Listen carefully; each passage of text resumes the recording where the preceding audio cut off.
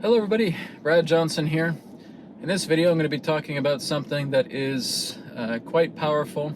Might be a little bit difficult to understand at first, but the more that you're able to ponder upon it and just being able to see life in greater perspectives, you'll start to understand exactly what I'm attempting to talk about. And what we're going to be talking about today is Incarnation Mechanics, the karma application. So looking into this, where we get the common rhetoric from a lot of quote-unquote spiritualized people, where they say to others who are just curious about the nature of incarnation, about why they chose to incarnate on this planet, why did they choose to be in this body, why did they choose the type of family that they have, because maybe my mom is a nightmare, my dad is just never there for me, he would always back away, he'd be under the influence of my mother, and my mother would dominate. I mean, that's not the type of parents that I would choose. And my brother and my sister were always so mean to me, and they were bullies. You know, if I chose this life, why did I end up with such a family where everybody is just horrible to each other, and I feel like I'm the only one who's completely sane?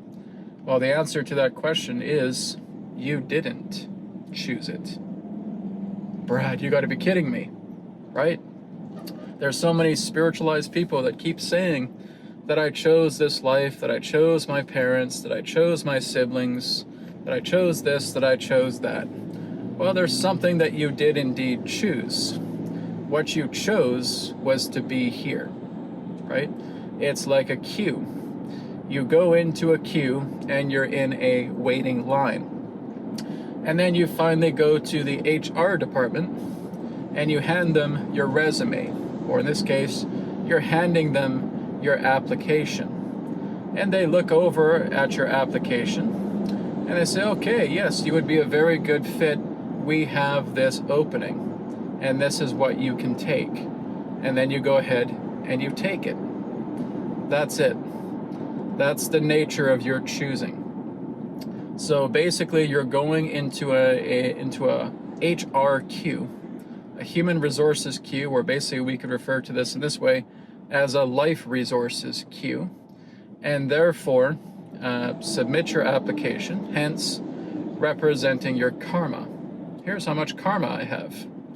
So looking at it from a soul level, you would look at karma like one would be able to look into reading their own aura, and being able to see these spikes, being able to see these protrusions coming through their aura, to let them know exactly where they are at, and saying, here's the spot for you. This would be the best fit in regards to the nature of your karma. Now, I did talk about this previously in an older video, where it says the number one reason why you chose to incarnate on the earth is because of karma. Well, this is just a continuation of that topic, right? So again, there will be a lot of those people who will say, oh, you know, you chose your parents and all that. On a karmic level, that is true. But you did not conscientiously choose them. You did not consciously choose your parents. You were put with them based upon your karmic alignment together with theirs. There is a match. There's a match in regards to how the synergy between yourself and your parents, and again, siblings, that could be a part of your family as well too, how you all came together. Now, why does this happen? Because it feels like it's so much different than what a lot of other people will say actually happens through incarnation. Because it's really coming down to the point where it's what we want to have happen versus what is actually happening. And the reason why I'm telling it to you in this way, to help you understand the nature of karma itself, is so that you can actually look at the world, look at people, look at life, look at the perspectives, the events that are taking place, and you'll see that what I'm attempting to tell you about how incarnation is karma, and you'll see it for yourself, because that's the most important thing. I can be up here and I can be talking for 20 minutes, a half hour, an hour or so, and you know, you have to look at these things for yourself. I'm not the one who's giving you the gospel here. This is what I've been able to receive. This is what I've been able to perceive. This is what I've been able to realize, because I was once one of those people that loved the idea that you could come here and you could choose your own particular type of life, but you don't. Karma chooses it for you. Because as soon as you are in incarnation, it all relates to karma. It all relates to action, right? Action is what incarnation is all about, right? You would not be incarnating if there was no actions involved. And it's all about action. So you come here on this planet, why? Why do I come here on a planet, Brad? Why don't I go to like some other star system? Why don't I go to some other dimension or some other plane of existence in that sense? Why should I come to this planet? Why do so many people keep seeing that the Earth is the prime place to come here to work on yourself? Well, that's because she is, because she's a healer. That's what makes this planet stand out more than many other planets in the cosmos altogether, is because of what the Earth offers souls. And what the Earth offers souls is the ability to help them to heal, to help them resolve their karma. So the Earth herself is a master healer. She brings you here, and how you interact with her is how she interacts with you, based on helping you to understand yourself, of what you're still holding on to. You see, no one ever wants to look and see like they're doing something wrong. No one ever wants to admit that what they have been peddling upon themselves is disastrous, is chaotic, is conflicting, is only going to lead to stagnancy. But the Earth tells you that plain and simply by the people, places, events, and things that you witness throughout the life here, incarnationally, on the Earth. You're only here because of karma. That's it, as I've talked about before. And that when you incarnate here, you're being put into a position, a certain position that, again, equals out to a synergetic connection between yourself and those who raise you, which means you could be adopted. And you basically were abandoned as a little baby. But then there's these new parents that come in and take you in. And therefore you have a unique perspective of what you're there to experience in that lifetime, right? We could look at hundreds of millions of different examples, but it's starting to make a lot more sense, rather than people trying to struggle so hard to justify of saying, well, if I chose to be here, why did I choose this body? Why didn't I choose to be like a supermodel? Why did I choose to be someone who is wealthy? Why didn't I choose somebody who is, caring and loving? I could be a saint and so forth. Rather, I'm here with a horrible family who just don't like anybody, and I was raised in this state of hell. Or I feel, again, I was raised as a young child and I was abandoned and I had nobody take care of me. But of course, at some particular point of my life, that all changed. You know, Brad, why are there starving children in Africa? Why do they choose to incarnate here? Well, they're not choosing to incarnate here. They, again, are coming here because they want to be healed. That's the key.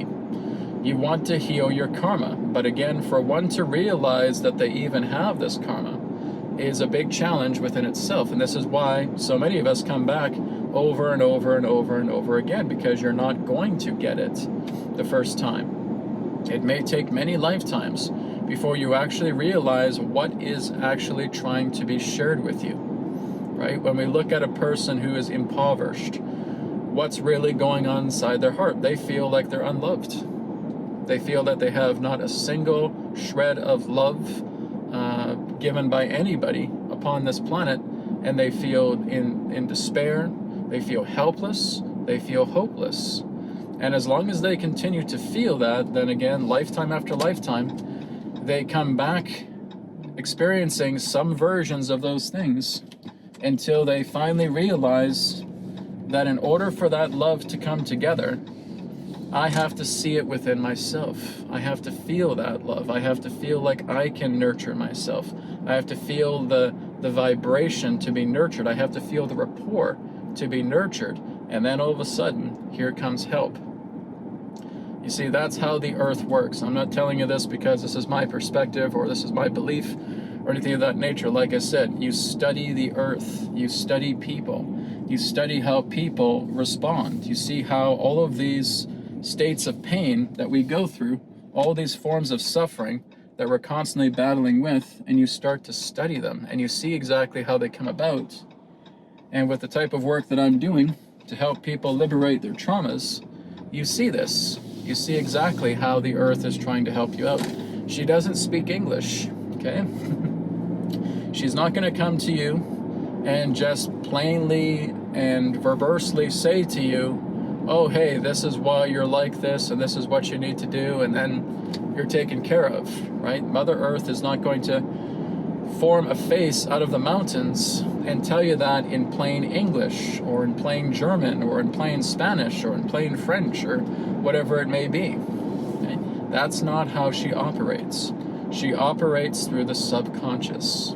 That's the voice of the earth, is when she's speaking to you through the subconscious, which means she's speaking to you through events, through people, through places, through things.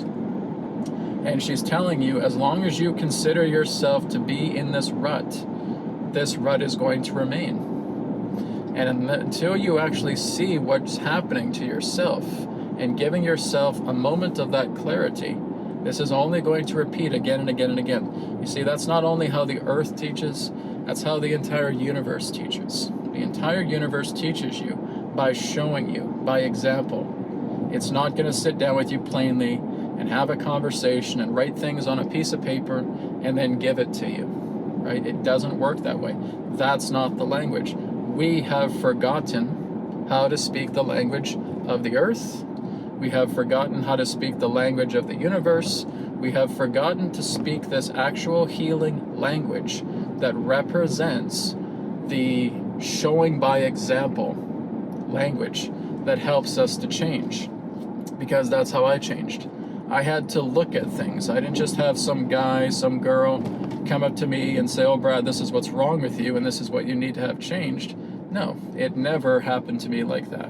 When I was clearing myself out, it all came down to the idea of me looking at my environment, looking at the people within that environment, looking at the events and the things that were taking place, and sitting down and reflecting, introspecting within myself, and then I could see these things that were still being held onto karmically. And then when I saw them, I was able to let them go, right? That's the nature of the Incarnation Mechanics, is that you come here, yes, what you're volunteering for is just to be here, is to be of assistance, right? You're mainly coming to Earth because you want to clear up your karma. That's it. That's the speciality that the Earth has. You come here for karmic reasons, but most importantly, you're here because you want to resolve karma, right?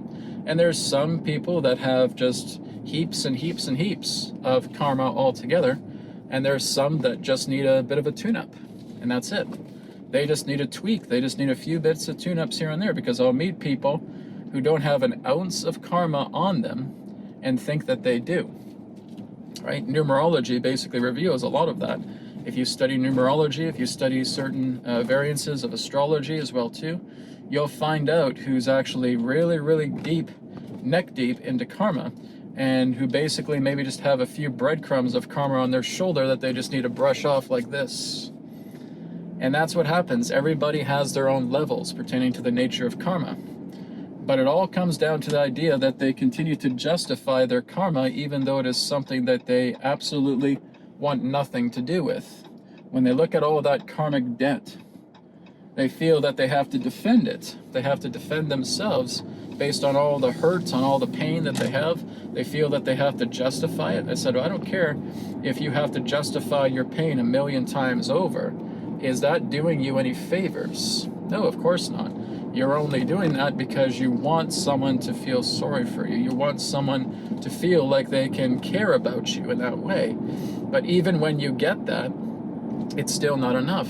It still remains, right? Someone could pat you on the head and say, oh, you poor soul, you have all of this pain, you have all of this hurt, you've been victimized, you've been abused, you've been rejected, you've been hurt in so many different ways. Poor you, poor you, poor you. So we could look at it in that way, and like I said, all right, so you got some sympathy from a person. Is that remedying the pain? Not really, right?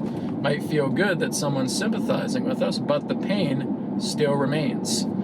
We have been brought into the erroneous idea of believing that we have to cope with the pain, that the pain just needs to be coped with because we're a culture that wants to pop pills. We're a culture who feels that we need to bide our time or hit a little pill button and grab this big supplement and then put it into our bodies, and thinking that that's going to make everything feel better. And that again is where we are wrong, dead wrong. But we've been indoctrinated into this, and this is what has cast a veil. This is what has dampened the ability for the earth to help us a great deal. I mean, look at our culture. Our culture is filled with people who want to be highly technocratic, highly greedy. They want to focus on the material world. They want to focus on trying to be successful. They want to try and focus on putting all kinds of money in their pockets. They want to focus on trying to get approval from their family, from their friends, from their co-workers, from their peers. And that's what they spend their entire life chasing, and they have learned nothing. Because all they're looking for is praise. All they're looking for is approval. All they're looking for is that notoriety, that feeling that I've accomplished something, that merit. And when they feel like they've got that, they still just feel as empty as the day they first felt all of that suffering happening within themselves. So the earth is trying to talk to you in a way that's helping to nourish you from the inside out, rather than us going through life trying to feel like we can nurture ourselves from the outside in. That doesn't work, right? You can never nurture yourself from the outside going in, because that's the opposite flow. You have to nurture yourself from the inside out. Peace is internal. Happiness is internal. Love is internal. Joy is internal. It is never found outside, as I've talked about many times before. So the Incarnation Mechanics about being here through the nature of karma and therefore being assigned a role. Your application is being submitted to the earthly HR, and you are being put in a position. And this is also the case that you know to be true, because then you see how all of these people end up in the way that they do, where they're just full of so much regret. Oh, I wish I was a famous singer. I wish I looked better. I wish I could sound better. I wish I had more of that beautiful face. I wish I had more of that beautiful complexion, right? And we end up with what we're given. I'm certainly not the most attractive person on the planet, right? So this is why I say it's not about that we are consciously choosing our lives, because that's wrong. That's not the case. We are choosing by karma. Karma is what makes the choice for all of you. Karma, based upon the experiences you have, can basically put you directly into a pig in a pig pen, eating a bunch of slop all day, right? It can put you as a bottom-feeding fish, feeding off feces all day, okay? Is that really what we're dreaming about? When we come onto the earth, I'll be a housefly, you know, landing on a piece of crap and eating that all day? That's not what I'm thinking of if I had conscientious choice. Right? If I'm looking at the idea of feeling that I'm just being this slug, you know, trying to climb over a fungus and getting slime everywhere, well, that's not really what I'm considering to be my conscientious choice of an incarnation. So again, it's based upon one's experience. Now, obviously, when there's a soul that has a lot of experience as a human being, obviously the human being is going to come together because of the law of correspondence, the law of rapport. With that nature of rapport and relationship, what you're familiar with gives you the opportunity to explore that particular facet in life. So if you have a lot of incarnational experience, even just being around humans, right? Maybe there was a lifetime where you were an animal and you were adopted by humans, then that gives the opportunity for that animal, based upon rapport, to actually incarnate as a human, but being placed by HR to where they need to be.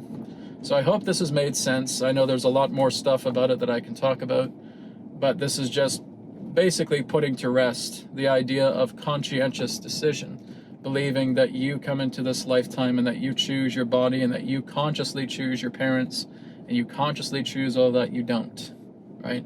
Karma chooses for you. When we look at the nature of karma, like I said, that's why we're all here. And the ones that basically are karmaless, to what we would call like avatars or great saints or great masters in that sense, aren't affected by those states of karma because they're here to truly be of service. They're like looking at the admins or the moderators of this life to lend a helping hand, to help with the healing process, because the mother is all about being the master healer. She speaks to you in this way. She wants you to be on her surface so that she can show you for yourself through the state of example how you can heal yourself, where the mother is helping you along the way. So avatars have that kind of admin, moderator type mentality where they're able to incarnate here without being touched by any dirt, by any grime of karmic debt, and helping you out along together with the Mother Earth.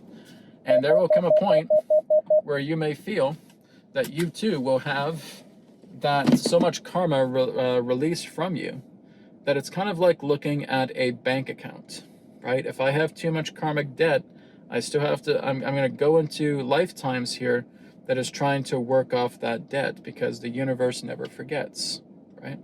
But if I start to do a lot of good deeds, if I start to feel rewarded by the work that I'm doing, then I'm bringing in a hefty amount of sum within my bank account that represents karmic reward.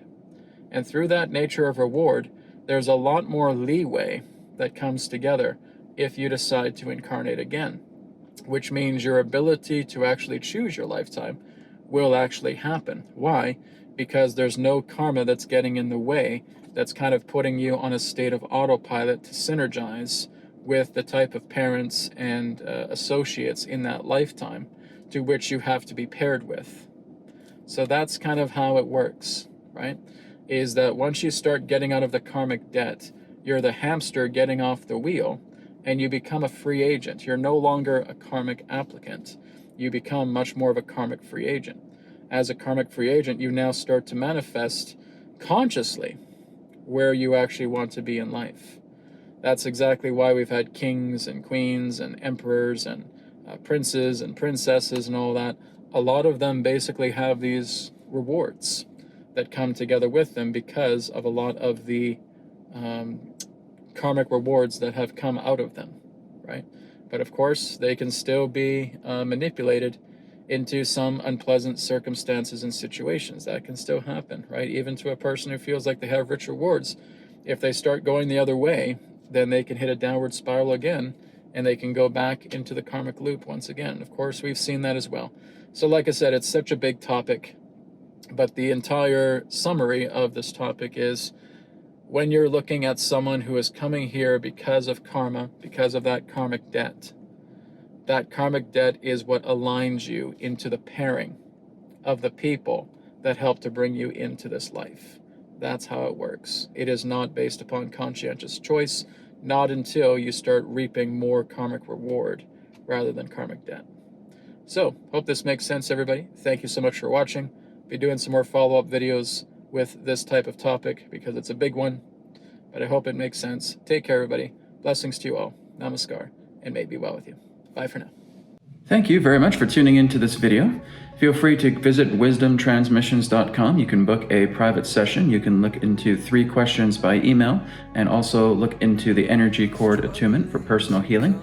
You can also check out patreon.com/Adronis, as I do a weekly Adronis classroom every Sunday, and you can also sign up for a free 7-day trial. So check out wisdomtransmissions.com. Thanks so much for watching, and I'll speak to you again in the next video.